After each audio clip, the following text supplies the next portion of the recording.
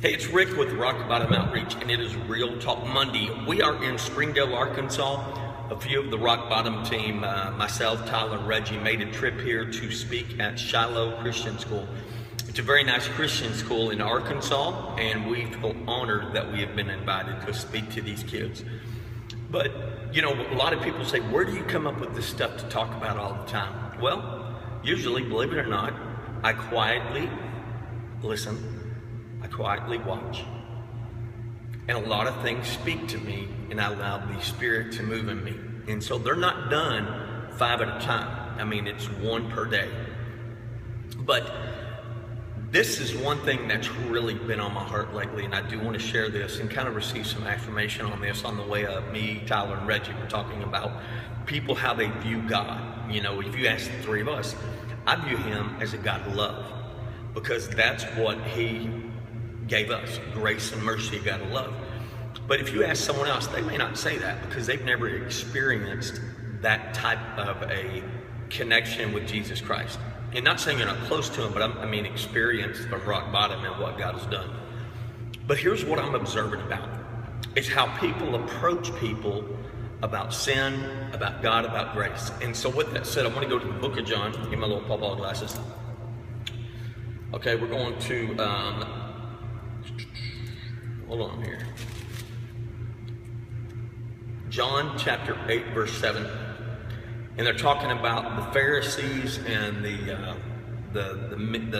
men of the law, so to speak, brought the adulterer to Jesus kind of as a trick, and to say, hey, this lady has committed adultery and you need to stone her. But Jesus said this. But Jesus bent down, He started to write on the ground with His finger. Verse 7, when they kept questioning Him, He straightened up and He said to them, if any of you is without sin, let him be the first to throw a stone at her. Again He stopped, He wrote on the ground. At this point, those who heard began to walk away one at a time. First, it was the oldest, and then so forth until everyone was gone. Then Jesus said to the woman, woman, where are they? Has no one condemned you? No one, sir, she said. Then neither do I condemn you. Jesus declared, now go now and leave your life of sin. How did God respond to her? How did Christ respond to her? With love. That's it. He did the best thing He could, is to love her in spite of her sin. But we're so quick, we want to point out everybody's sin. That's a sin, and well, that's a sin, and that's a sin, and that's a sin.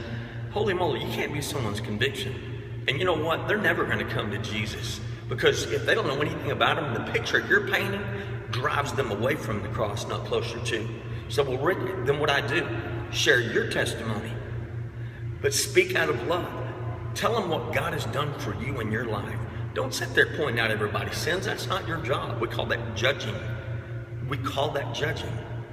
If you're trying to sell someone a car and you just list all the bad things, do you think they want it? Like, man, why would I want it now? It's how you approach someone. Why don't you show God, be a reflection of Him and His love, that people say, man, something's different about you. You only get one first impression, and that may be the only opportunity you have to share Jesus with someone. My question today is, how do you see God? As a punisher or a God of love? How have you been raised? And a lot of times we truly fear His punishment, but we never understand the depth of His grace and mercy. Next time you're tempted to point out everybody's sin, remember this little real talk today on this Monday and ask yourself, are you letting your light shine for others to see? Are you covering that light up with darkness by the way you approach people? Hey, it's Rick with Rock Bottom Outreach. It's been Real Talk Monday. Have a great day.